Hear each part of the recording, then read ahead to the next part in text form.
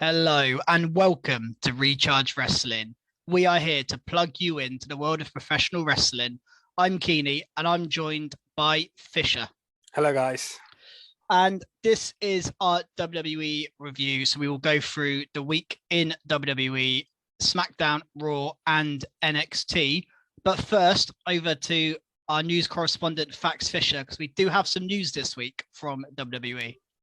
Yeah, the main news story I'd say from WWE this week was the arrival of WarGames on the main roster of WWE. So it's never been brought up before on the main roster under Vince McMahon. Obviously been in Triple H's NXT as a mainstay every year, like Survivor Series weekend. And now we have it on the main roster. So that's great. It is, yeah. We had a dog getting very excited there about the War Games news. Yeah, sorry about that. She just as soon as I start press record, she starts going mental. So if you can't hear me very well, that's right. It's exciting news. It's exciting news for the dog. Yeah, I mean, it's huge news, and what I like about it is it's replacing the Survivor Series old tradition of Raw, SmackDown, these kind of pointless matches. Yes, I think that's the key thing that's come out of it. It's not going to be Raw v SmackDown. It's going to be storyline driven because they could have easily done. Oh, we'll do War Games, but it'll still be SmackDown versus Raw. They're not doing that. I think you might be a bit gutted because I think you were looking forward to Gunter Lashley, weren't you? Which may not happen now if they're not going Raw v SmackDown. They might not do that. I mean, that's a shame, but I'd rather have a War Games match than You know, I'm not against Raw v SmackDown if there's some consequences to it, but they're just pointless. There's like nothing. I mean, nothing. Like I think we've had it too many years now in a row. Yeah, and I think you need a change, and I think this is. And you know, Triple H said they're going to be storyline driven. They're not going to be, like I say, not just going to be random Raw v SmackDown matches. In the War Games itself, it's going to be a men's and a women's War game. Possibilities with how they're building factions and stuff at the moment. Like, I think you have to go Bloodline. Bloodline are prime candidates, and I'm assuming because obviously Survivor Series matches have been 5 in the past, but War Games are 4. Teams of 4. So I think what you can do is you can have the Bloodline minus Roman Reigns in the War Games match, and then have Roman Reigns still defend his title on the show. Yeah. So you can have Sami Zayn, or you could have a storyline where before Survivor Series, Sami Zayn turns to the face team, and then Sami Zayn is against the Bloodline. Or even like Jey Uso because Solo's so into Sami Zayn. We'll talk about that in a minute. Yeah, like Jey Uso doesn't get on the team or something crazy like that, and that's why I like something mad. There's so many ways you can go with it with the Bloodline. There's also you could potentially have like the Brawling Brutes and like Drew teaming with them or something like that. Yeah, exactly. Imperium Brutes. We'll get to the SmackDown tag titles match, but we've got them two factions going against each other in the tag title match, so there's a possibility we could build to it from there. And then on the women's side as well, you've also got obviously Damage Control. Yeah, you think they're prime candidates. You've got Bianca Belair, Alexa Bliss, and Asuka sort of teaming together, so I'm assuming it'll be based around them with an extra member added on both sides. Yeah, so this kind of all makes sense because you're going to want one for Raw, one for SmackDown. You're going to want one for the men, one for the women, and I think if you do the Raw women's division and the SmackDown men's division. Well, I say SmackDown. I think it kind of crosses over.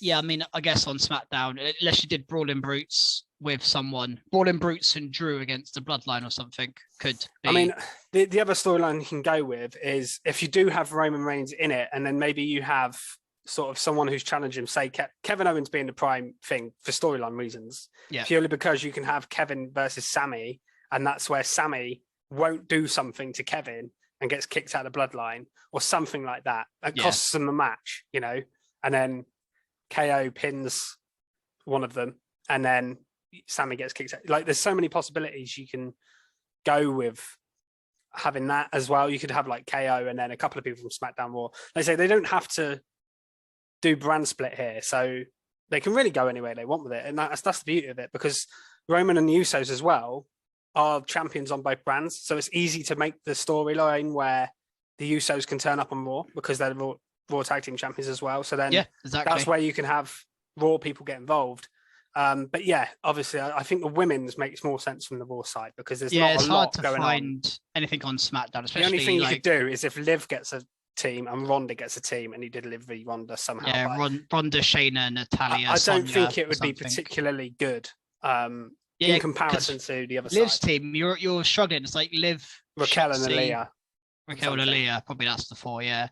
I mean, it's not terrible, but I think damage control. But I think damage control is only 3 though. Who do you put with damage control? Because unless you do 3v3, I don't know what you do, but damage control don't feel like they can team with anyone because they're kind of their own unit. Yeah, that's the only thing that feels a bit off. I've seen some suggestions. The only person I think you could bring in is Sasha Banks if she came back because of her relationship with Bayley. Would make sense potentially, but then you wouldn't have Sasha and Naomi together, which I think will happen. Yeah, you could have them split and go Naomi on the other team. That would be interesting. Yeah, I've seen some like mock-up pictures, and one was for the men's side actually rather than having 4v4, have 3v3v3 and have the Brawling Brutes, Imperium, and the Bloodline. So that's just Roman and the Usos, or Solo, Sikoa, and the Usos, whichever 3, and just do that, which would be insane. Yeah, I kind of prefer the idea of Roman not being in that match and having a one-on-one match to make it. The show would feel huge then. If you have 2 WarGames matches plus Roman defending his title, that's a huge show. And I think Roman is a bit of a waste in being in a WarGames match. I just don't feel he'll do a lot in it. I think it would be, he's not going to do crazy spots. He's not going to do, I think it would be better him having, say, him v Seth Rollins, 10-year anniversary of the Shield, do that storyline, what we've been wanting. Yeah. A lot of people online talking about, and then you can do the KO maybe, especially with Rollins being a heel, maybe going against Roman in WarGames might not make sense, but going for the title would. Yeah, exactly. Because he wants the title, and he's just, also, we'll get to it on Raw, but he just went for the United States title and lost. So yeah, I can see him being like, I want the Universal title. I'm coming for it soon. Obviously, Roman's got to get past Logan Paul first. But again, let's move on to SmackDown, and we can talk about that, can't we? Yeah, exactly. Let's go on, and let's start with that then. Well, we had Logan Paul open the show and invite Roman Reigns to his press conference in Vegas. I think this was one of the worst kept secrets. I think this was all over Twitter. As soon as they did the podcast, Friday morning, I listened Thursday to the night. podcast last week that Roman Reigns was on. I thought I'd give it a listen because Roman Reigns doesn't appear on many podcasts, and I thought it'd be a good insight to Roman, to Logan Paul, get to know him a bit better as a character. It was a good podcast, but the ending of it made it feel like Logan was going to challenge Roman. Yeah, this is the second time they've used a podcast to start a storyline. Yeah, I quite like Pat McAfee. It's different, and it's what people, it's quite a popular. Interestingly, the first one was a Vince thing, which is unexpected. I mean, Triple H feels like he would do that, but this was cool. It's confirmed for Crown Jewel.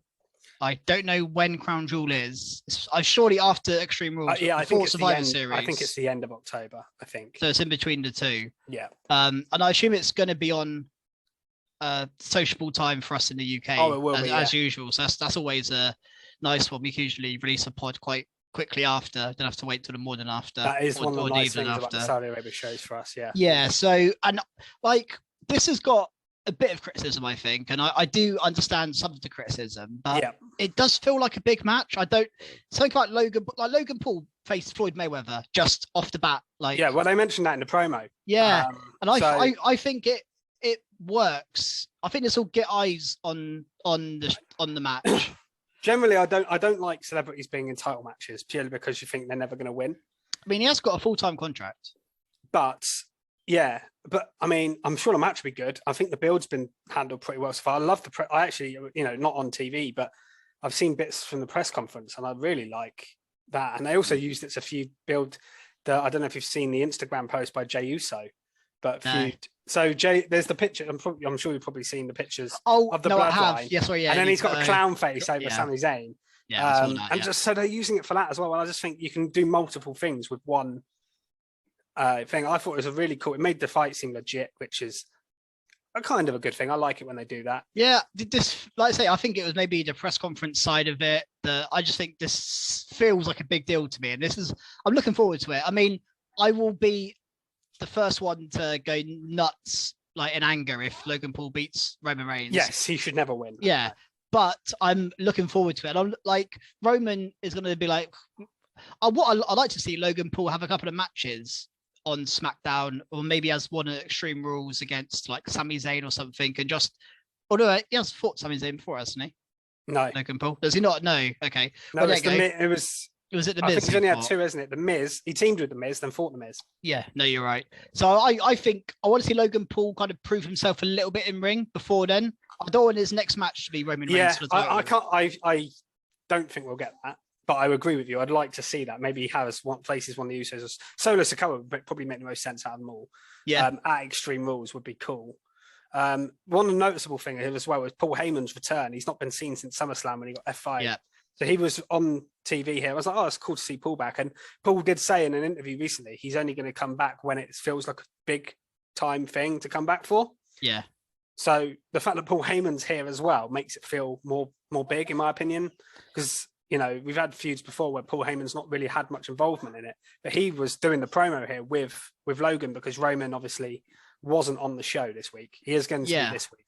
And I think if you'd have told me 6 months ago Paul Heyman wouldn't be on TV as often, I'd have been quite gutted. But I think at the moment, there's so much going on with the Bloodline. And I think Paul Heyman isn't needed. And I think it's right to use him sparingly as and when these big matches come around. Because, almost use him just to be a promoter. Not in storyline, just promote a match. And that's what he done here, really. He bigged him up. He talked about Floyd Mayweather and stuff. He made the match feel bigger than it probably did before. So that's what Paul Heyman's great at. He doesn't need to do it again every week, and if he's not on TV this week, it won't matter because Roman's there anyway. And I don't feel like Roman needs Paul to talk for him. I know, and Bloodline's got so much going on as we'll get on in this episode. There's so much happened Bloodline-wise this week. Oh, absolutely, on SmackDown, Raw, and NXT, it's all going on for the Bloodline. So they're everywhere, all over every WWE product, which is great to see. We should probably start then. Talk about the Bloodline. We had a couple of members in matches on SmackDown. We had Sami Zayn against Ricochet. Yep. Which Ricochet won. But with Jey Uso trying to help but not helping. Zayn confronted Jey Uso and Ricochet took advantage. You had Logan Paul ringside for this as well on Ricochet's side, which was interesting. You could even do a tag match of Ricochet if you wanted to do a match. Yeah, I mean, Ricochet's not doing a lot at the moment. He's not doing anything. You had him here sort of helping him. He did try and distract the ref once to counter the Bloodline. So, I mean, it's a bit random, but you could do that.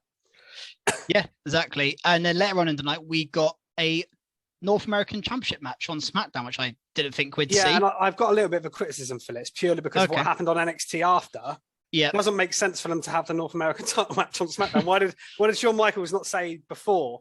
Because what happened if Madcap in reality, right? If Madcap Moss had won, Darren Wellash, they'd have been screwed. Yeah, so so that made no sense, and that's my little bit of a criticism for that. I thought it was really cool to see the North American title on SmackDown and them having a match. It was, and it was a good match. I mean, as Sami Zayn and Sami Zayn and Ricochet was they really had 3 good. or 4 opening Continental title that were fantastic, and they had another really good one. Yeah.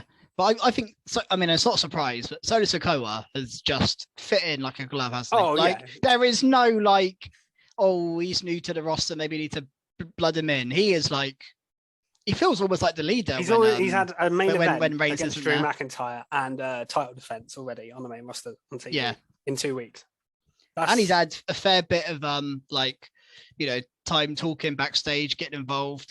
He's right in amongst it, and just Solo Sikoa is. And before his match, that's what the bit I want to talk about really, because this was my favorite thing probably on the whole show, to be honest with you. And it's Sami Zayn stealing the show with the help of Solo here. But been phenomenal, Sami Zayn. So Solo's backstage and they're talking, and he tells Jay that his game is off today for the Sami Zayn match. Yeah. And then he looks at Sami and says, "You come in, Sami?" And the look on Jey Uso's face was like, "Oh my God, what the fuck?" I know. It's, the fact that I didn't expect it to go this way. I thought Solo was going to be coming in and be like, "We don't need Sami Zayn, you're out," straight away. Yeah. But what he's doing is he's actually favouring Sami Zayn over the Jey Uso. And I feel like Roman has been doing that slightly as well. He has, yeah. Jey Uso feels like the outcast. Yeah, so I think they're making it so that it feels like Jey Uso is going to be the one that gets kicked out of the Bloodline. Yeah. Which I don't think will end up being the case, but they're making it look like that. And that's really, it's such a good storyline. And I'm just loving everything they're doing in the Bloodline at the moment. Nice. insane. Jey Uso and Sami Zayn are making it really, really good. Then you've got Roman and what he does, which is amazing. Jimmy's adding parts to it. He's not doing too much, but then Jimmy's always been the one that's defended Sami, but now Solo's here. Jimmy does feel a bit redundant, but yeah, it's just like everyone's against Jey at the moment, which is a really weird. I don't think we'd get this. It's very interesting, but I really like it. Obviously, I still think the end goal will be Sami Zayn leaving the Bloodline one way or the other. Yeah. Whether he gets kicked out, whether he walks out, whatever happens. But the little bits of story, I'm loving every time I see them on the screen, and I'm glued to it, thinking, right, what am I going to see this week? What little reactions, facial expressions, these little details that I'm absolutely loving from them at the moment. That was key here. And like I say, he had a good match with Madcap Moss because Madcap Moss came out earlier, didn't he? Yeah. To make the save in another segment. Yeah, he's another one who's not doing a lot at the moment, but kind of just but you know what? I don't mind your generic babyface to help out. I don't mind a bit babyface being like used like this, where they're just kind of making the save and then having a match. Like he's away from Corbin, he's doing his own stuff. Yeah, he could do a feud, of course, but right now, at least he's doing something. There's a lot of people that aren't really doing anything on TV, so good use of Madcap Moss here and a good match. I really like him when he sort of fires up in a match. Like he starts off where like the heel's dominating, but then it's almost like he has a hot tag moment, and then he gets really going, and he's really good. Like he charges around the ring. I think he's got a lot to him, Madcap Moss. Maybe needs a little bit more character, but in terms of in ring, I think he's very good. Yeah, I agree. Jordan, should move on to the tag team division next. Probably the next place to go. Yeah, so the main event here. It's probably. I know I was going to give. Actually, I'm going to give the Bloodline my top mark. The Bloodline and Sami Zayn my top mark. But this ran it close in terms of things I enjoyed. I gave the Brawling Brutes and Imperium last week my man of the match in a 6-man tag. Man of the match. Yeah. Top mark in a 6-man tag team match. But here they had a fatal 4-way, both teams involved, along with Hit Row and the New Day. Yeah. And that was a banger of a match. And I was actually a little bit surprised by the outcome, which is nice. I don't actually know who I was expecting to win. It's another one. But the teams made a bit more sense for like Brawling Brutes and Imperium. Hit Row. I guess they made the changes here. Doing. Yeah. Obviously, we wondered why the New Day were in it, but it was because they did say on commentary that Eric got injured for the Viking Raiders. So that's a blow, isn't it? That's a blow for them because they were on a bit of a roll. And it was meant to be Alpha Academy and Street Profits, which again I didn't like them being in it. But Alpha Academy keep losing every week, and Street Profits are Usos. We've seen it so many times. I didn't think we needed to see it again. So I was like, well, who wins that? So I was very pleased when they replaced those two teams with Brawling Brutes and Imperium. But I thought it was a massive. They also had Los Lotharios in the original match as well. Yeah, that was it. And they replaced three of it. Yeah, and Hit Row have won a couple of matches and feel a little bit fresh. So that was interesting. And I thought Top Dollar was good in this match. He had a really good strength. He is really good, isn't he? This was a banger. I mean, the New Day, we always say it, like even if you pulled their gimmick, guaranteed greatness in the ring. Xavier Woods was phenomenal in this match, I thought. At one point, he was absolutely excellent. And like we say, the Brutes and Imperium are always great as well. We got, again, so much. It was classic Pete Dunne, this match. Rather than the Butch style. They're still called Butch, but he's basically Pete Dunne now, isn't he? Yeah, I think we'll see a name change at some point soon. It wouldn't surprise me. And again, you got Sheamus and Gunther ringside just staring at each other whilst everyone was fighting. Love that. I feel like we're not done with that, and I could watch another one of them matches easily. Oh yeah. And in the end, it was Kofi Kingston that took the pin. Imperium double teamed him, but then Ridge threw him out of the way, threw one of them out of the way, and then pinned Kofi. Yeah, I thought you praised a lot of people. I thought Ridge was really good here. Someone who doesn't get a lot of praise. I'm going to give him credit because I'm not his biggest fan. I've always criticised him a little bit, and when I think of him, I just think of Big E's injury, which is really unfortunate because that is an unfortunate one. Yeah, it's just unfortunate. It's not, but I've never thought of him as that great in the ring. Like, I think it's in comparison to the two people who he was with, who were like, well, he's clearly the third. But yeah, he did did well here, and I thought he actually did well on the Raw match as well when we get to it, and the promo wasn't too bad either, because he doesn't normally do a lot. Sheamus normally does the talking. That was interesting. When they were on Raw, Sheamus wasn't there, so it was a bit of like oh, okay, this is a bit strange moment, but I thought Ridge carried himself quite well, actually. Yeah, no, definitely. And then before we move on to the women's division, there was a couple of other things from the men's side. Yeah. Strowman took out Maximum Male Models for Academy. I've got to say, the facial expressions of Mansoir and Marseille here. Yeah, were brilliant. Absolutely brilliant. And it's got to be mentioned, LA Knight promo, well, Max Dupree's promo. Yeah. He said not far from LA, and then he was like paused. Yeah, he's like, are you okay? He's going back. He's going this week. I reckon he's going to say LA and Knight. He said Knight last week, LA this week. Or he'll say in the old way. Like he's gonna keep teasing it, and then he's gonna turn. And I can't wait for the day that he turns, because I don't mind this gimmick. It's a bit of fun. It's a bit silly. You need these lower card comedy gimmicks, but LA Knight is above it. That's my problem with it. Yeah, I don't mind Mansour and Marseille being in it. I think they're fine for what they are. Like they're not going to be. You're not expecting them to be world champion or even not intercontinental champion. No, LA Knight could be a mid card to top level guy. Cutting serious promos on people. So yeah, I'm very much looking forward to the change. But yeah, I really enjoyed Strowman coming out and beating them up here. Yeah, exactly. And his feuds clearly with Alpha Academy. Yeah, I think Krusty Mate was right last week about sort of actually being more with Otis as well than Gable. Yeah, he's already faced Gable, but Otis got the better of him here. Well, they 2-1'd him, but Otis slammed him to the ground. Yeah, Braun did get up and they escaped, but I feel like we're heading to Strowman versus Otis, which is a match I never thought I'd like be asking for, but it's actually quite a good idea. I think that's quite a good idea. It's definitely intriguing. Definitely intriguing. I think it's someone for Braun to beat who's a person of big size that also doesn't wrestle every week and lose. Like Gable loses all the matches. Yeah, so him wrestling Gable just feels inevitable, but him wrestling Otis does feel a little bit more legitimate.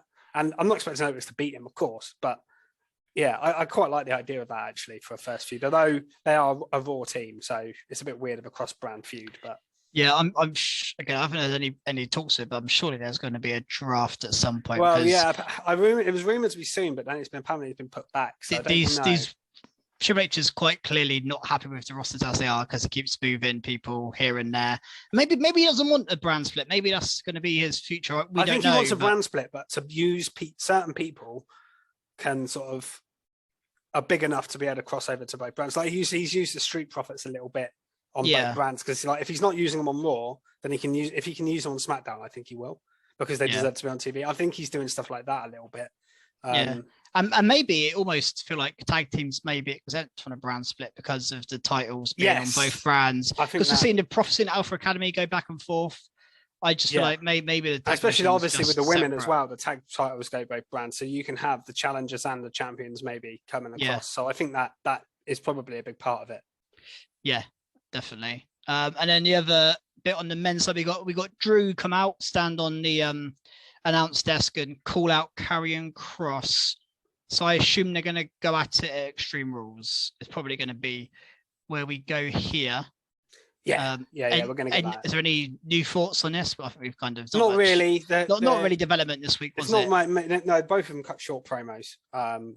We did it from Cross in a way as well. Yeah. Yeah.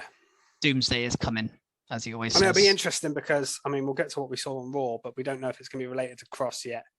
On SmackDown this week, the QR code, the White Rabbit stuff. Be something that could be something related to Cross. We don't know, but. I'm hoping it's not, because I want it to be Bray Wyatt, but my gut feeling is it might be. Yeah, well, it's probably worth covering that now, because it's not really a Raw. No, it's happening tomorrow on SmackDown. Yeah, so we've seen. Well, I say we've seen online. We've seen there be like bits from house shows where they've dimmed the lights, put red light on the ring, and played this song, White Rabbit, which I didn't really know of the song until they said. It's quite an old song, I believe. Yeah, then they had someone who had like a lanyard and looked like someone official walk around with a QR code during a match on Raw. Yeah, behind Austin Theory's head it was when he was. Yeah, I think he came out twice in the night, this guy. Both times the QR code take you to the same, which is a video of like a Hangman game, and it spells out Who Killed the Worlds You Did, which and it is in Bray Wyatt style font. Yeah, the font feels Bray Wyatt. The quote as well is there was something from 2015 people were bringing up.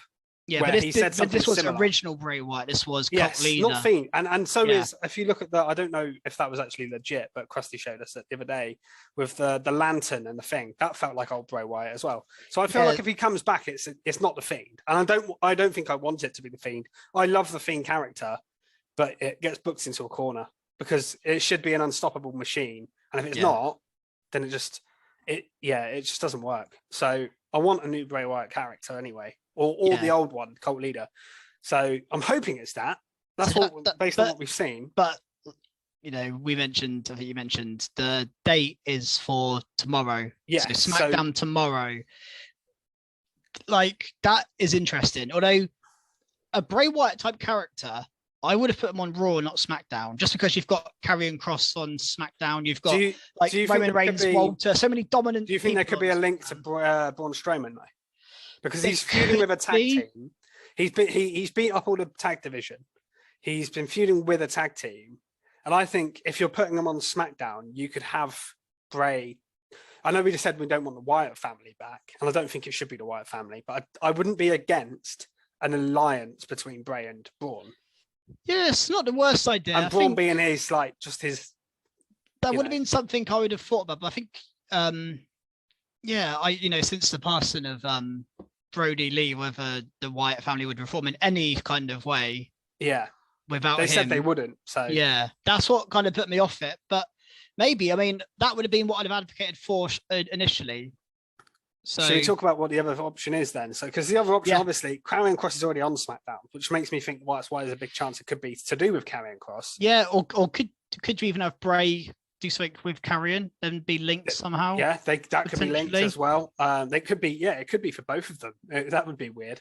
Because Karrion Kross has got a bit of an old school Bray Wyatt vibe about him sometimes in some of his promos. Well, that's why I think Bray on SmackDown feels a bit like Karrion Kross is kind of doing that gimmick on SmackDown. Then again, dark Braun debuted on Raw and then he was on SmackDown. So they could put him on SmackDown on Friday and then he could be on Raw as well on Monday. We don't know. Well, and also, whether he comes back heel or face, we don't know. He's going to get a big reaction. So they probably have to bring him back as a face. They probably haven't got a choice because of the reaction. I think so.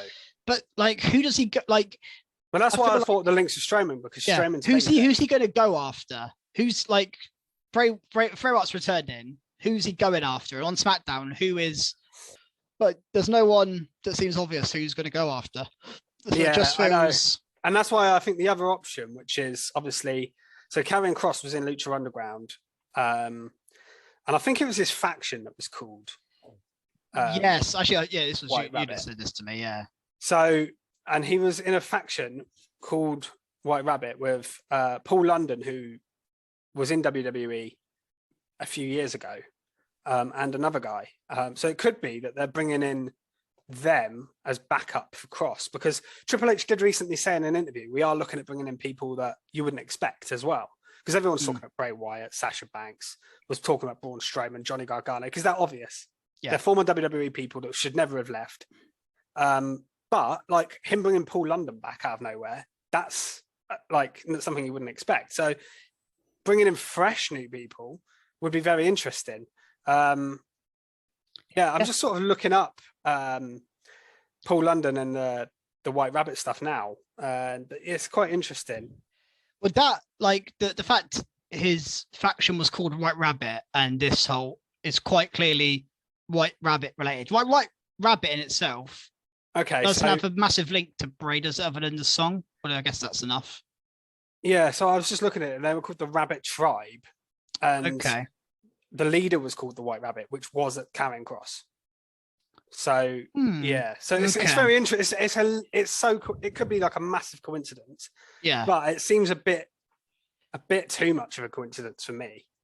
Yeah, put it this way, I'm very intrigued about SmackDown tomorrow night.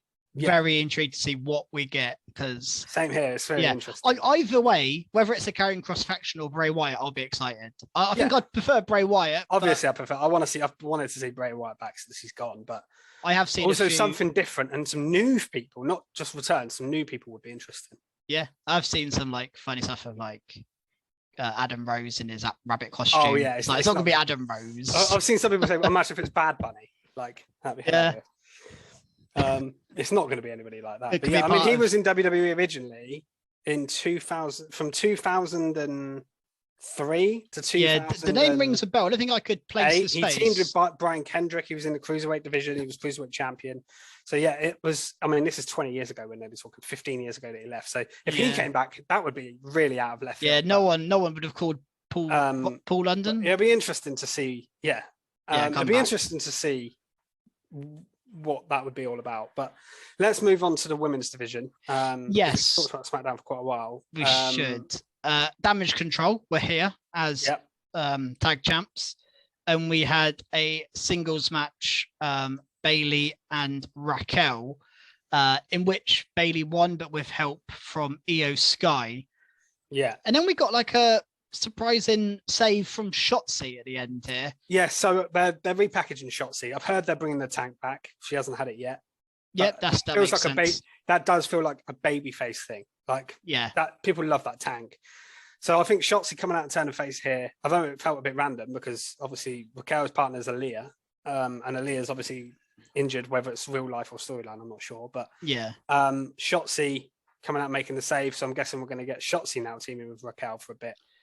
Yeah, and I don't mind that for Shotzi. It's just I feel a bit of a shame because I feel like there was real potential with Shotzi heel.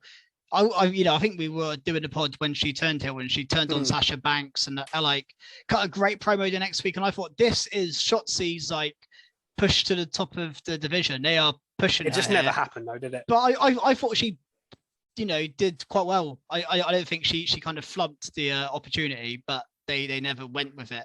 No. I think this is the right time to turn her face because I guess floundering a little bit. They're not using her, so get her involved here. The match was decent enough, wasn't it? But it was kind of predictable what it was going to be. You're not going to have Bayley lose because she's challenging Belair. So yeah, and she didn't win clean either because you don't want Raquel to lose really either. So yeah. And then the other thing on this SmackDown, we got Liv Morgan backstage with Ronda Rousey. Asked the I think it's Kayla Braxton to leave, and then basically challenge her to a match at Extreme Rules, but an Extreme Rules match between the two. So, setting up for a match where you probably wouldn't want to face Ronda Rousey, and Liv's trying to prove herself. Yeah, she's got this thing at the moment where she's just trying to make people believe that she can beat Ronda Rousey, make herself believe, I think, as well. Which is fine. I'm not sure what's going to happen at Extreme Rules, but it's interesting. I mean, I'm not that bothered about this match happening again because it's the third one. But no, they've got to build it, and I think they need to get Shayna Baszler involved somehow. Surely here, because she's been teasing it in with or against Ronda. Because we didn't really see Shayna this week, but they've Ronda's had said to her about getting back to being a ruthless side. So I think you can go either way with Shayna, but yeah. Let's see how they build it up before then. Let's move on to Raw. Yeah, we had some blimmin' good matches on Raw this week. Yeah. That's my first note. Probably should start with the opener because we had United States title match to open. Yeah. And I love it when Raw as well opens with a match because it's so rare. SmackDown has done sometimes, but Raw never opens with just a match. You normally get a promo, lead into something, setting up the main event. But yeah, you just had Rollins come out first here. To a massive pop, and then Lashley come out, and it just had a big match feel like straight away. Let's get going. This is it. And yeah, they had a really, really good match. And Lashley he's almost doing like the open challenge gimmick. He's not officially saying it's an open challenge gimmick, but he's not in feuds, but he's just wrestling great United States title matches on TV. Some, like insanely good matches. Miz, I feel like we've talked about it before, but like the last year and a half of his career has been the best run of his career, in my opinion. And he's like, he's 46 or something now, but he's like, I feel like this is his prime. And he had another really good match here with Rollins. As you expect, everyone has a good match with Rollins, to be fair. Yeah, but there's a spot in this match where Rollins went for his curb stomp and Lashley just held it out. Yeah, just held his ground. Innovative stuff. Yeah, that was never cool. seen that. We've seen quite a lot of like innovative reversals to the curb stomp. Obviously, RKO being the obvious one, but there's been a few now. So for him to find something different was really cool, I thought. Yeah. We had like a spear into a pedigree in this match, which was near full. I think we've seen that before, haven't we? Yeah, we have seen that. But it was because Steph's actually been winning with that recently as well. So it made me actually believe that he could win with it as well. Yeah, that was good. And then obviously you had the ref bump of the hurt lock in, rolling into the ref. Yeah. Low blow. And then Riddle's about to hit the stomp. And then predictably, I mean, I called it last week. This is how you're going to get Rollins to accept Extreme Rules, because he was like, I don't want any part of Riddle. Riddle's going to cost him the match, and that's going to annoy him enough to finally accept it. Yeah. So Riddle costs him the match here. Lashley hits the spear. Lashley retains, which is, I think, is the right decision. I don't mind. I know we want Seth to have a title. We haven't had one in a long time, but I want it to be, if he's going to win one, it should be the split title with the WWE Championship or something. Yeah. I don't really see the point in him winning the United States title off of Lashley. Because then he'd have to have Rollins v Riddle for the United States title, which I don't think needs it. Yeah, no. And it kind of makes it obvious as well. Then Rollins would win. So like it kind of, I think this is the right way to go. Yeah, no, I agree. I think at the moment there's no real reason to take it off. No, until he's in a proper feud with someone, don't have him lose. Don't just have him lose it randomly. Keep beating people, and then suddenly someone attacks him. Gets really, it gets really bitter between the two or something. And then there's just no obvious way meant to beat him, because you look at the caliber of people he's beaten.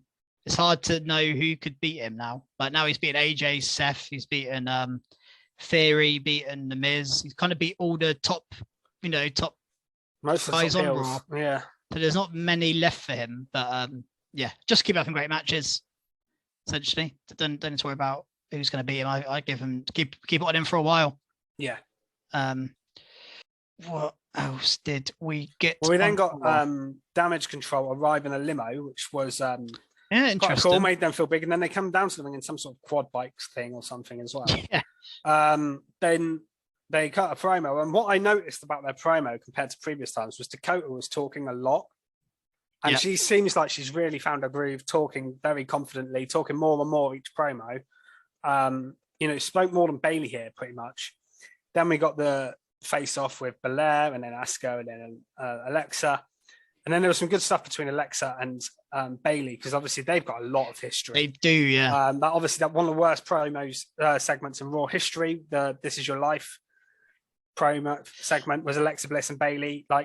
And last time, obviously, it was Goddess, heel Alexa, and Babyface Bailey. Yeah, I remember they had a feud. I think actually an Extreme Rules feud where basically the story was Kendo stick on a pole, wasn't it? Yeah, Bailey was too nice to go extreme. They had a terrible feud, but they've had a lot of history, and they played on that a little bit here. And then obviously that set up the main event for the night as well, which again, women main eventing. It was the only women's match on the show, but like it's the main event, so it's fine, and it was given time. So you might as well get to that match itself. Yeah, it is a really good match, wasn't it? To the main event. I mean, again, Alexa Bliss has felt a little bit directionless. Yeah, even she's saying that herself. Yeah, for a while, but I thought she looked really good here. I mean, she always looks good she's just so good in ring.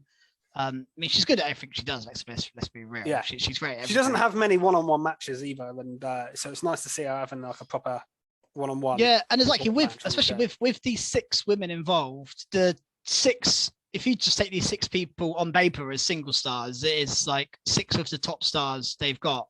So the matchups they can have, like we haven't seen Io Sky v Asuka yet. That would be great. We haven't seen. Yeah, they're deliberately keeping that one away from us, I think. Alexa v Dakota or Bailey v. Well, I haven't seen Bailey v Belair yet either. That's coming, but which I think was how we ended the match, shouldn't we? We had Bailey got the win. And then there was an awesome beatdown angle afterwards. Finally heating up this. They all get in the ring, and obviously it's a ref distraction. Io pushes Bliss, and then she hit the rose plant. Beatdown afterwards, and then there was a cool thing where they pushed Io onto the rope and she did a moonsault. Yeah, that was then cool. She did another rose plant on Belair and basically said, "I'll fight you at Extreme Rules." Yeah. To set up that match officially, which we knew was going to happen. Yeah, really. The Extreme Rules card is looking good. Raw going off the air with damage control with 2 belts and Bayley standing tall. Yep. They feel like a big deal. They are definitely feel like a big deal. And I love that. We also got during this match, to go back on previous conversations, we've had the lights went out during this match for like a brief, like kind of flickered off and on. Yep. And obviously Alexa Bliss has Bray Wyatt connections. Mm-hmm. There could be a link there. Could, who knows? And that was obviously, this is the same show as we got the QR code with the, as we talked about the White Rabbit. And also, I don't think we mentioned it earlier on, but Seth and Riddle, off the back of that interruption, they have a match at Extreme Rules.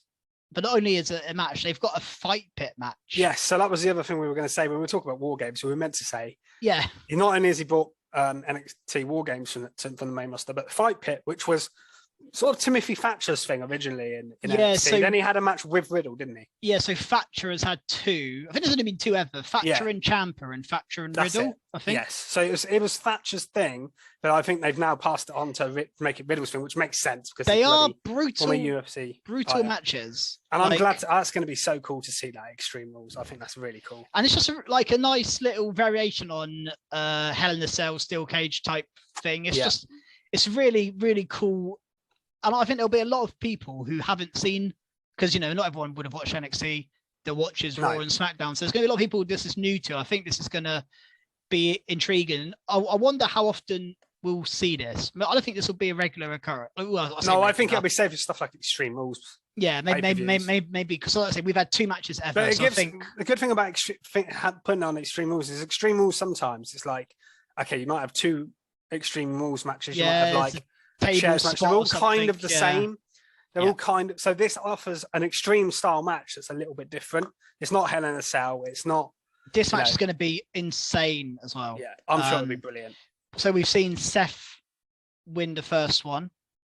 Yes. Are we predicting early predictions? Are we predicting Riddle to win with the stipulation of it being a fight pit? I would think so. And then go to a third match as Seth does. Yeah, I mean, all his views seem to go to I'm just going to quickly adjust my lighting. Hang on 1 second. Sure. I will move on to the next segment and I will then pass over to Fisher, as we also on the show, we had Miz TV. I've just moved on to Miz TV, Fisher. Yep. We had announced Miz was going to invite Dexter Lumis onto the show.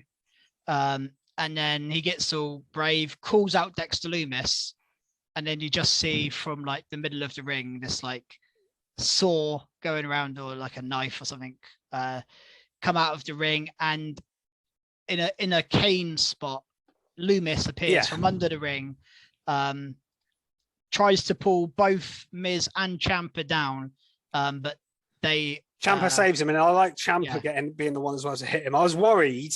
When I saw him trying to drag Ciampa, I was like, don't drag Ciampa under the ring and make Ciampa look like an idiot. But I know, Ciampa like hit him over the head, and I was like, okay, no, Triple H isn't going to make Ciampa look like an idiot, is he? No. And then obviously they got away in the end. This stuff's all right. I mean, I don't know what the end goal is really. I guess a match in Extreme Rules. I feel like this has to be an weird stipulation. With Dexter Lumis being the way he is, it has to be an Extreme Rules match, I think. Yeah, some weird stipulation, I reckon. Yeah, it'll be a weird one. I don't not really just know a straightforward Extreme. It's like when Miz had the Zombies match a couple of years ago. Yeah, hopefully we don't see any zombies. Not it won't be that, but it's the Miz at the end. It's giving me similar vibes in a way. Yeah, no, I do get that. Yeah, it is. So yeah, that's. Yeah, that was interesting. That was okay. It was okay. I preferred it, I think, to the segment from last week, which I was a bit critical of. Yeah, this Lumis stuff is odd, and I think I like it. I think I said last week I enjoyed it. This week I wasn't as keen on this. I'm a bit unsure of this. I don't think the payout's good enough for this much effort and time on it, but we'll see. Maybe they'll surprise us. Maybe. We've already mentioned the Brawling Brutes. It was some week for them as they cut a promo on Raw here. Nice to see Ridge and Pete Dunne even speak a little bit. Because Sheamus normally talks for them. Yeah. And then the Profits came down to the ring. We got then the Brawling Brutes v the Street Profits. And maybe a surprising result, maybe not because they're number one contenders. No, I was going to say this is the right move because no, it is the right move. You have to have. It's a clean win. Yeah, the Brawling Brutes against Street Profits, which is a pretty big. Brawling Brutes are looking great at the moment. The push they're getting. They are. I think the title match is tomorrow, isn't it? It's this off the back of Sheamus and his massive sort of reaction. He got a Clash of the Castle and obviously a fantastic match. Yeah. I feel like they're right. Let's push this group even more than we are. Not just Sheamus, the rest of them too. I don't think they're going to win the tag titles on Friday at all, but the only way they could is something bigger. The only way they could is if they do is like with Sammy and Jay, and Sammy costs Jay or something. That's the only thing I can see, but I think the Usos are better with the belts. But yeah, the Usos always seem to come together and win when the titles are on the line. Yeah, they always do. So yeah, I'm not really expecting anything else, but it's cool to see them, and I like the justification because at first I was like, okay, why are they on Raw? And then he said, we're here because this is going to be our new home. When we win the tag titles, we'll be Raw champions. I was like, okay. Makes sense. That made sense. Fair enough. It does make sense because normally I was like, huh, why? But yeah, that it did actually make sense that they were coming to Raw. So I didn't mind that at all. Yeah, we got some more stuff from the Judgment Day as well on the show. More interesting, I say developments, not really much developed, but the Rhea Ripley, Dominic Mysterio. Wow, they dynamic mega heat. Dynamic is insane. Yeah, Dominic. I thought handled himself quite well considering he always gets the heat he got. I wasn't expecting Judgment Day have been getting quite quiet reactions sometimes when it's not been Edge in the ring with them and stuff. Yeah. Because obviously Edge is your mega star of this sort of feud. Ray's obviously a big star as well, but when it's just them talking, sometimes the crowd seems a bit disinterested. But here, my God, they wouldn't let Dominic speak. They were getting mega heat, and I think great. This Dominic being added to it has really elevated him. And I know it sounds mad to say Dominic Mysterio has elevated this group, but he has. And I just it's made them more hated, genuinely, rather than. And I just loved the Rhea Dominic dynamic. I'm glued to every time those two are on the screen together. They're just. It's really good. I really like it. Yeah, we got a tag team match. A team of Rey Mysterio and Matt Riddle. Obviously, Riddle got slightly involved with this last week. He turned him down, didn't he? He faced Priest, I think, or Balor. I can't remember which one he's facing Priest next week. Next week, yep. And yeah, we got a Judgment Day victory with Rollins came down as well. Yeah, so this is where the Fight Pit match officially got made after this because Rollins got involved here, and then they had to be separated backstage, and then we got that. So yeah, it was quite chaotic, this match, because you had Judgment Day on the outside, then you had Rollins. It was quite chaotic. And we got Ray took the steel chair off of Rollins, and then Dominic got to his knees and begged his dad to hit him. Obviously he didn't, and then Balor got the win of it. Yeah, we're building to that sort of Ray Dom bit where Ray finally realizes that he's actually got to stop him. Yeah. And then we get Ray v Dom. They're going to drag that out for a while, I reckon. I'm not sure how long, but I think you can drag it out for a little bit longer. And then have Dom v Ray as a big match down the line. WrestleMania, I know you mentioned WrestleMania might be a little bit hard to drag it out that far, but if they can, that would be a hell of a match to do. I think it only works if you do a story where you write Ray off TV for a bit. Yeah. With them on TV every week, it's too long. It's too long. But if you have Dominic literally injure his dad for a few months, that will be enough reason for his dad to come back and be pissed off. So you could have him return at the Rumble, eliminate him from the Rumble, set him up at WrestleMania, something like that. Easy done. And we also got a little backstage thing with Balor and AJ Styles. It's an AJ for a couple of weeks. So last week I was like, why is AJ not on TV? But we're starting to tease an AJ Finn feud, which who doesn't want that? But obviously Finn referring back to the club with his too sweet gesture. Yeah, and saying that the door's always open. AJ said he's still friends with Finn, but has absolutely no interest in. Yeah, well, it's interesting. Balor as well was like, I'll always I won't turn on you, sort of thing. So it's interesting that they've.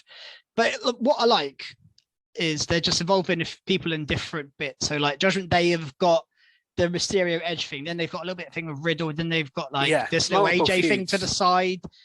Judgment Day, from when we saw them a few months back when they were on main event and not doing anything on TV, to now they kind of feel like a real big deal on Raw.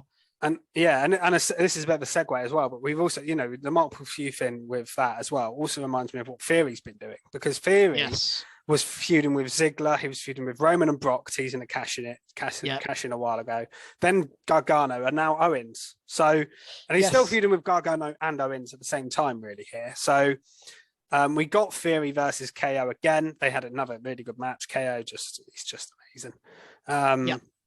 Really good match, and then ended up being a Theory win with the pop-up, not Theory win, sorry, KO win with the pop-up powerbomb, but it wasn't as straightforward this time. There's a bit shenanigans involved with Theory going to use the briefcase. Yeah, goes Gargano. To get it, Johnny Gargano has it, and he then drops it on his balls afterwards. But and during the match, Kevin Owens said, "I'm your daddy now," during the match, shouted at him. Yes. It's quite funny. And then off the back of that, we got a little promo segment with Alpha Academy. So we've got a match next week, haven't we, on Raw? Gargano and Owens. Who used to be a tag Panda team. Express. Yeah, I didn't know this until recently. No, I didn't know this either. It's quite cool. They were a tag team years ago. They are tagging against that. Yeah, I mean, do you think this means anything, or is this just like a one-off kind of? Because Owens is meant. So I think we all thought we were going to head towards Owens and Zayn as a tag team. I think Owens splinters off from this after. I think we're still going to get Gargano and Theory still the end goal here, surely. They're the ones that are feuding, maybe over the briefcase. Then you move Owens on. You're delaying, I think, until the Sami Zayn time is right. Then you do the Sami Zayn thing, hopefully. Yeah, I think he goes for Roman. Like, he could just go straight for Roman. He could. I like the chemistry between Gargano and Owens. They like, you can tell they get on really well, and and obviously there's a history as well from Owens being in NXT and joining the WarGames match that Gargano was in. So there's stuff, even WWE history there. So I like that as well. So that was good. That was all good. Raw was just a solid, interesting show. No sort of big debuts or anything this week, but just. Well, do you know what's the best thing about Raw, SmackDown, and NXT at the moment is, I think, I'll speak for myself. I think I speak for all three of us at Recharge. Just so invested in a lot of the storylines, like everything, the Bloodline, Judgment Day, Imperium, Brawling Brutes, Kevin Owens, SmackDown in Damage Control has gone from like. Yeah, I'm just interested in all of their storylines. I think Raw's really good. But I think Raw was okay, and even towards the end of the Vince thing, I think Raw was, I agree, was all right. But SmackDown was really struggling, and I think SmackDown now, with what they're doing with Imperium, like you said, the Brawling Brutes, the Bloodline, even bringing in the likes of Hit Row to add something a bit different, have made SmackDown a much better show. Much better show. Still, I think the women's division still needs to work on SmackDown. I will say that. It does. But other than that, I think it's pretty much spot on. The Raw Women's division I really like, with Damage Control sort of being all over it. The title needs to feel a little bit more important. I know Krusty said it last week about. I think this was the first step, though, with what we saw at the end of Raw. Bayley v. Belair is a big match, so I feel it's probably as big as they can give us at the moment. Plus, they did do Sonya Deville versus Belair for the title last week, so they are sort of using Belair as a singles person as well now, which is good. Yeah. Should we go move on to NXT? Yeah, let's move on to NXT. So let's talk about the start of the show, because this was not what I expected to happen at the start of this show. Yes, and I mean, we talked about it briefly with the SmackDown thing earlier. Yeah, I didn't know what they were going to do with the North American title, but Solo Sikoa was forced to relinquish it by Shawn Michaels, who, for the first time ever, appeared as an on-screen authority figure in NXT. Never seen that. I mean, before. he had the little video package thing last week where he was talking. I'd be happy with him just as the GM of NXT. He pretty much is now, because he also, like, when he was talking about when Toxic Attraction were entered into the SmackDown into the tag team tournament, he was like on Twitter saying, "I've entered them as the NXT representative." Like, he's basically the GM for thing, but he's just not on screen like Regal is. Yeah, no, I've always got a soft spot in my heart for Shawn Michaels, so happy to see him on TV again. But Solo forced to relinquish it because he was not a and this is where I say it doesn't make sense. He wasn't in the match, and why did he wait? Because he's a main event star now. And let him defend it on SmackDown. That didn't make any sense to me. If they'd have done it, if they hadn't have done that on SmackDown, if they'd have said, I don't know, say just Solo was walking around with it. Yeah. But he didn't have a match, didn't even like mention it. and then they'd have been like, yeah, it's come to my attention that we got to do this, then I don't know. I guess I get why they wanted to take the title off him if he's going to be on the main roster.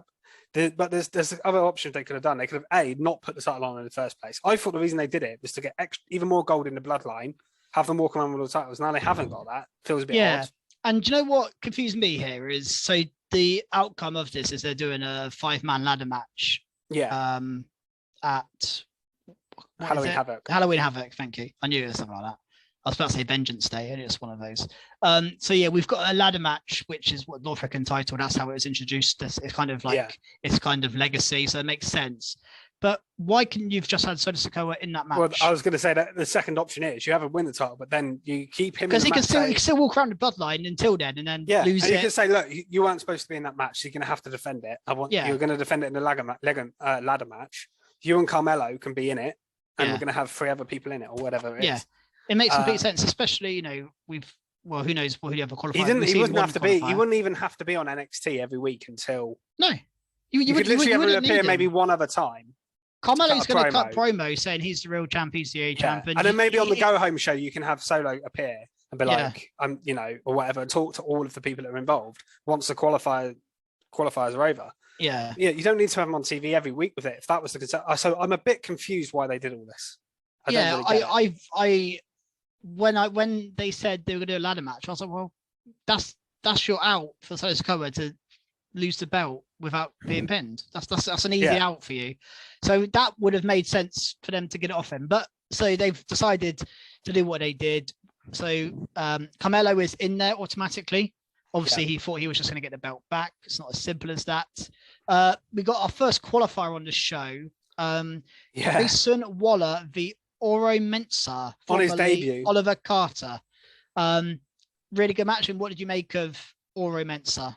Yeah, I mean, I've seen bits and pieces of him on NXT UK, but I've not seen him much as like a singles star, I guess. I don't think he was ever a single star in NXT. No, so he was always Vashon Smith. And he got a bit of an intro earlier on and with an interview as well. So they made him feel fairly important here, and he won. He looked good. He won with a sort of spinning heel kick, which again, his first match he wins, and he's in the title match. Quite a big deal.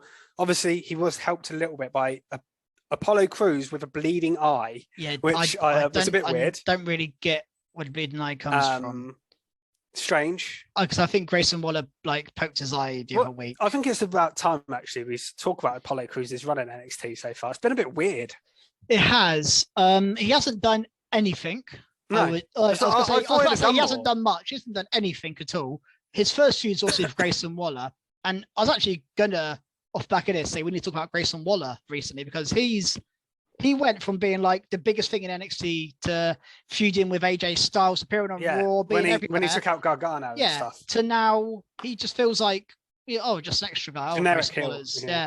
Yeah. So he's really gone off the boil, and maybe hopefully this feud can maybe, but I just don't feel that interested in it at the moment. And it makes sense as that Grayson Waller losing this because he's going to have a match with Apollo Crews. But I mean, Oro Mensah is a good example. Yeah, he's not going to win the North American title. I feel pretty confident in saying that. He'll probably give you some high flying stuff. Yeah, he's a good person to put in a ladder match. But Solo Sikoa, I'll see who else qualifies, but I can guarantee you I'll be able to find at least one person. I've got a prediction for who wins this match already. You could take out Solo. Oh, really? Who's your prediction? Wesley. That makes sense. Because he was meant to be in the match and beat Carmelo. He had a little promo on the show saying he got a buy automatically into it, but he wants to. So he's facing Tony D'Angelo. Is that right? Yeah, he's facing Tony D'Angelo next week. I think he wins that, and I think he'll probably win the title.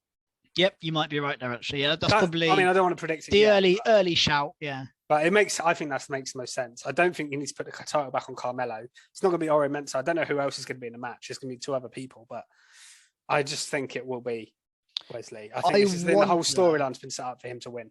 Yeah, probably. I wonder, and we might as well move on to this match now. I wonder whether they'll make the last match between Nathan Fraser and Axiom a qualifier because they're now 1-for-1, best of 3. I like that idea. I think they just make this one a qualifier because it's hard to see. And again, 2 people that'd be great in a ladder match. So yeah, they'd both be amazing. This match, I mean, again, these 2 are so well matched because they're both just so quick and. Again, I think I praised this match last week or the week before, whenever it was. I'm going to praise it again. It's just so good. I'm looking forward to a third one. I'm not bored of these 2. No, the only problem with this match, this one in particular, was obviously Fraser was going to win because you're going to get the third match. But very predictable this one. But I don't mind that. The crowd didn't care; they were really into it. We got lots of high flying spots as you'd expect, and Fraser won, and it was good. Do you have a preference here? Like, if you had to push one of these two in NXT, who would you push? Fraser, I think. I agree. Fraser's the one for me. I feel he's got a bit more about him than Axiom. I don't think either of them have got great characters yet at all. Yeah. But I think there's something in Fraser. I just think he's a bit of a special talent in terms of his in-ring. Yeah. I would push him higher. I think Axiom's good, but I just don't know. And I think as well, I think this third match is going to be insane. Because I think they're just going to, like, I'm not saying they've not gone for it yet, but I feel like it's going to be like as the most fast-paced match you've ever seen. I think these guys are just going to be flying around the ring, doing all sorts. I think it's going to be insane match. I think you could even main event an NXT with this third match, especially if it's a qualifier. Put some stakes on it. It's quite a nice, easy main event. You don't have to worry too much about booking anything too big. But yeah, really enjoyed this match. Wasn't the best match on the show though, because I can get into my top mark. Yeah, if you want to talk about the main event now. The main event, we had a number one contenders match. I love the after bit. Yes, well, exactly. That's the top mark isn't just the match, although the match itself was top mark worthy. So when this was announced, JD McDonough and Tyler Bate, we knew we were going to be in for a banger. Yeah. And I mean, I've sort of said it on the pod before, but I know I've said it to you and Krusty for years now. Tyler Bate is one of my favorite wrestlers. I just love watching him. He's so good. He's amazing. He's also a bit unique in the way he wrestles. I just don't see anyone like him. Especially that thing he does off the ropes where he bounces off his shoulders off the ropes. I love his airplane spins. I love just his pace and everything that he has. He's not tall. He's just got insane strength. He's almost like a Cesaro type, isn't he? I guess Tyler Bate. He's just so good. And JD McDonough as well. I know again. He Krusty's really a big favorite. Showed some big stuff in there, like a 450. I think it was a 450. We had some Spanish flies. We had all sorts going on there. Spanish flies. Lovely moonsault to the outside by JD as well. He was showing his high flying side more in this match than he has in I think previous ones on the main NXT. He's been more about the character, more about the sort of psychotic side. But here he was I'm just going to go all out and have a bang with Tyler Bate. Just insanely good. I feel like they have great chemistry as well because obviously they know each other very well from NXT UK. From NXT UK. Just going to show you the talent on NXT UK. A lot of people weren't watching it. The people that have come through there, if you look at it over the year, even going back to Rhea Ripley, just insane, man. I know. Honestly, so good. Talent is mad. And it didn't end because we saw another NXT UK talent who we've seen on NXT at Takeover before. So the US audience have seen Ilja Dragunov before, but he then appears at the end. And it looks like we're heading for a triple threat. Dragunov is potentially the biggest side of NXT. I think he's potentially number one. I think he should probably win the title as well. I would have him win the belt, Dragunov is insanely good. We've been big on Walter or Gunter for his whole time. And Dragunov is the only one I think that compares to Gunter in terms of every match is 9.5 out of 10. Every match without fail. I thought he was injured for longer, so it was a nice surprise to see him. Yeah, and also I wonder whether we'll see what happens in the next few weeks. But one of the way Jordan Devlin, JD McDonough left NXT UK was he had a title match with Dragunov. Yeah, because his face and basically was whoever lost the match left NXT UK, and that's when JD McDonough come up. Yeah, when Dragunov beat him. So I hope they're going to play on that to be I thought I got rid of you sort of thing, and I hope that comes up again. But again, interesting to see, the number one contenders match and then Dragunov afterwards. Well, it's interesting. NXT UK guys. Match, as good as it was, I was both of these guys have faced Bron recently, so it's not that interesting. Yeah. But you have JD win. I was okay, JD beat Bron again. But then you add Ilja into it, and suddenly you've got the Ilja, just Ilja being Ilja, but you've also got the Ilja JD history there. Yeah. As well. And then Ilja Willie, come in and beat Bron. So it really adds an extra dimension to it. I think that's going to be a great match. I mean, Dragunov, as soon as NXT UK disbanded, you just knew Dragunov was never going to not be Like, I just thought he would be out for a little bit longer than this because obviously he it's a bad injury, wasn't he? Yeah, he had to give up the title because of it. So I thought he'd be out for longer, but I'm pleased to see him back. Yeah, and I just think that so that's why it's top mark. The match itself was top mark worthy, but Dragunov included. Yeah, absolutely, a worthy top mark. Talking of NXT UK people, a little bit of a speculative thing, this one, but did you notice the woman walking around with the like masked hoodie thing on the ramp? I did not know. So we've seen in backstage segments, there's been someone with their back, with their hood up, walking around. And backstage segments the last few weeks, they went over and got a thing from the Schism when they had the smiley faces on the table. Yes. They've been involved in backstage segments. And she came out this week, and this week it was revealed it was a woman. So there was a woman come out, and she had a mask on. You could tell it was a woman with a pink hoodie on. Kind of was lurking in the background. I think it was the Wendy Chu match. No, I didn't notice at all. Yeah, so a lot of people have been speculating who it might be, and a lot of people are saying it's probably Isla Dawn because that makes sense from her. Another person from NXT UK. Her character is a bit dark and mysterious character, not been released. I think people are assuming it's her, but that's an interesting one. And she's dating one of Pretty Deadly, isn't she? Yes, she is. I can't remember which one, but yeah, she is dating. Not that that matters, but no, but it could show a willingness for her to come and work in the US because that's a lot of reason why some of them didn't obviously come over. Yeah, okay, that's interesting. I thought you were going to say Ginny. So I thought you were going to say no. I could be Ginny. I'm not ruling it out being Ginny, but it's a very opposite gimmick. It was a bit of a gimmick change for Ginny. Yeah, no, it is. I think it makes more sense to be Isla Dawn. No, you're that was probably during the Cora Jade Wendy Chu match, which I'll talk about briefly now because we're just talking about it anyway. So it's quite a short match, decent enough. I like some of Wendy Chu's offense. I think she has some really good stuff. But she's a good wrestler. She's a good wrestler, and she makes it interesting with her style. I think her character is a joke. I think it's terrible. It is a bit of a joke. I don't mind it. But it's not. My problem was when it was in the main event. I think here it's okay. Yeah, being in the title picture, no. And then Cora Jade beat her here clean as well. Yeah. And then Lash Legend attacked Wendy Chu afterwards as well. Yeah, I mean, one thing you have to give NXT credit for, they always have multiple women's feuds going on at one time. There's always stuff going on in the women's division. So I'm not like upset with Lash Legend and Wendy Chu, but I'm not particularly interested in it either. I don't really, like I said, I'm not really a Lash Legend fan. Just let it happen. But whatever. I think the matches with Stratton were good. Particularly the lights out thing and they did in the end. That was a really good match. But whether we can get one with Lash Legend is a different story.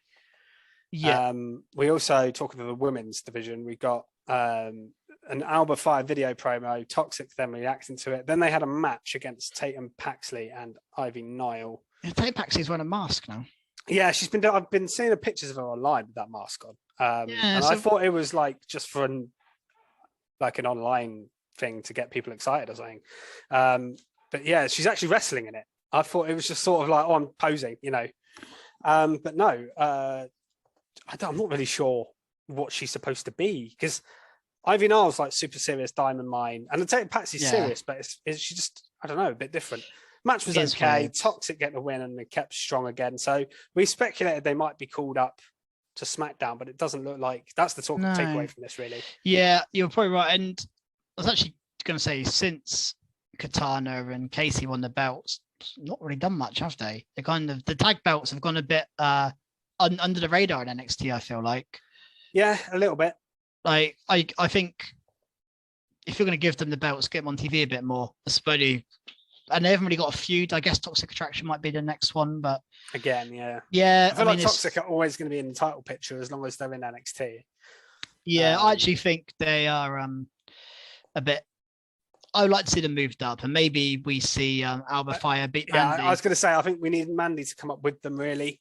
And I think Alba Fire, we've been saying it for months. I think all of us have said it at one point or another, that Alba Fire should be the one to beat her. And especially if they're going to old school NXT more, which obviously they are leaning towards, I think Alba Fire is the perfect person to then beat her for the title because she's the best wrestler they've got. Yeah. If you had Alba Fire as your women's champion, Ilja Dragunov as your men's champion, boom, old NXT's back. NXT UK, yeah. But it's also old. It feels more black and gold NXT than Mandy Rose does. Not so much Bron Breakker. I don't want to say him, but Bron Breakker does feel like he feels like 2.0. Like he feels like the most 2.0 guy there is, just because of his color scheme, maybe matches. He just feels, 2.0. We had a bit with the schism. Again, I'm guessing we're getting Gacy and Cameron Grimes. Yeah, that match is happening, I think. Yeah. My takeaway from this was, even though I hate the presentation of the dyad, of Jagger Reed and Rip Fowler, as they're now known. When they're wrestling, my God, they're fantastic. They are good. I was watching them wrestle. It's like, why can't they just be normal wrestlers like they were? I know. Because they're so bloody good. Yeah, they beat them and they won here. They got a win. Idris and Ofi, Man at Blade. One of my little. I do like those two as a team. I think they're great for what they are, like an underdog baby tag team. But they're not. They're never going to be like your tag. I don't think they're ever going to be tag champs or anything. But they're a good team. No, it's a bit more from the tag division then, because we had a bit from Damon Kemp and Diamond Mine saying that he's always been trying to break Diamond Mine up. Yeah, it was kind of explained all the things that happened, which was, I guess, quite cool. Then Brutus and Julius basically fighting over who gets Damon Kemp next. First, Brutus Creed is going to face Damon Kemp, I think, next week. Interested to see when Roddy comes back into this storyline, because he's been writ out for a little while by the looks of it. So I wonder if we're just going to get singles matches between the Creed brothers and Diamond Mine, and Damon Kemp. But it looks like Roderick Strong's not going to, side I don't know with what's Kemp going on. I don't know what's going on with Strong. Yeah, I don't know his situation, whether he wants to leave. So who knows with him? But he's definitely. But they're still talking about him, so I don't think he's writ off fully. No. We then got a like a backstage. It's not a brawl, like a backstage, like face to face between Gallus and Briggs and Jensen. Yeah, so they're having a pub rules match next week. Pub rules, whatever that means. Just it kind of suits. It kind of suits both. It does suit both gimmicks. In all fairness, I get it. So I've not really got a problem with that. We had a couple more matches on NXT. I'll get to the last one in a minute, because I might actually give this a last minute skid mark. For one thing, only for one part of it. Okay. But let's talk about Von Wagner versus Sanga first, because that was okay. And I was just not. You know what? It was nice to see just a big man match on NXT, because it's something a bit different. We don't get much of, and I actually quite rate Sanga. I'm not a fan of Von Wagner, really. No, Von Wagner, not for me. Von Wagner, I quite like him. Sanga. He's all right. I mean, I don't think either of these guys have got a massive future. For honestly, I don't think either of them are particularly special. Wagner. It was all right, and it was an impressive. Strength to get him up. I think you could use Sanga if you team him back up with Veer Mahan, and you just have that old Indus shared tag team. It's not a bad idea. Kind of the best use for both of them. Veer's like doing nothing. Yeah, that's not a bad idea. You can have a big dominant heel tag team. I'm not against. It's something missing on the main roster as well, because you've not had anything like that really since, I'm going to say, Authors of Pain. Yeah, like we had Authors of Pain that were a massive tag team. We even for a bit Retribution with Mason T-Bar. Yes, they were booked like a joke. That was very short period of time. Yeah, that is a cracking idea. That's what I would do. I haven't thought of it. I would call Sanga up and put him with Veer Mahan and make him a tag team. Yeah, I think that's a solid idea. Maybe give him a mouthpiece. Maybe give him Robert Stone or someone. I don't know. Give him a mouthpiece, because I think they had the guy from who's just from AEW. What's his name? Oh, Stokely Hathaway. Stokely Hathaway. They had him. Malcolm Bivens. Malcolm Bivens. Yeah, that's it. They had him before when they were in the share. Yeah. And a bit like Officer Pain with Paul Ellering. I think it's good to have, especially two big guys that you don't want to talk much. Just give them. I actually think that's a really good idea. Manager. That's what I would do with them. Yeah. Von Wagner, I have no idea what to do with him personally. I don't think he's. No, I don't think he's good enough to worry about. But do you want to move on to something a bit skiddy then? Well, yeah, it's just the Carmelo Hayes situation. What's going on here? So he has a tag team match with Chase U, and Chase U are a comedy team, and he loses by roll up to Andre Chase. Yeah, this was a weird call. Now, unless he's getting called up. Then if he appears on SmackDown and confronts Solo Sikoa on Friday and be like, I want my title back, and I'll forgive it. But if he's staying on NXT, that would still be a weird thing. His last thing on NXT is being rolled up by Andre Chase. It would, but like you'll just forget about it. And then you'll be like, fine, it's coming out. Wow. But no, he is in the North American title. And I think I think Solo Sikoa tweeted, one of them tweeted saying like, I dare you to show up and take my title back or something like that. So there might be something to that. But I watched this match and I was like, okay, so it's Bodie Hayward will probably get pinned by Carmelo Hayes here. Yeah. Trick doesn't need the whip. Don't pin Andre Chase. He's fine. But why also if you want to tell a story of them losing, why not have Trick be rolled up? Yeah. Carmelo, I feel that's a real. And that's why I'm going to skip it, because Carmelo's your top, in my eyes, your top guy. I know Braun's your A champion. Well, no, I think we said before, Carmelo's the best guy in NXT. I think Carmelo's the one that has everything. Maybe Dragunov. Him and Santos Escobar were like 1A and 1B, and Escobar's gone. So. Oh yeah, I wonder when they're going to see him on the main roster. Surely soon. We've got to soon. Yeah. Him and Legado. Yeah. I can't wait to see that. But yeah, like I just don't understand the point in having Carmelo Hayes losing here. No, I agree with you. I know it was only a roll up, but to Andre Chase, come on. Do you know what? I haven't got a skid mark. That's probably the closest thing I've got to skid mark this week. So I didn't even think about it. I didn't even think about it. It's on my notes. I was like, oh yeah, that happened. So yeah, I just think that was a bit of a joke. When it happened, I was like, what's going on here? So yeah, I agree with you.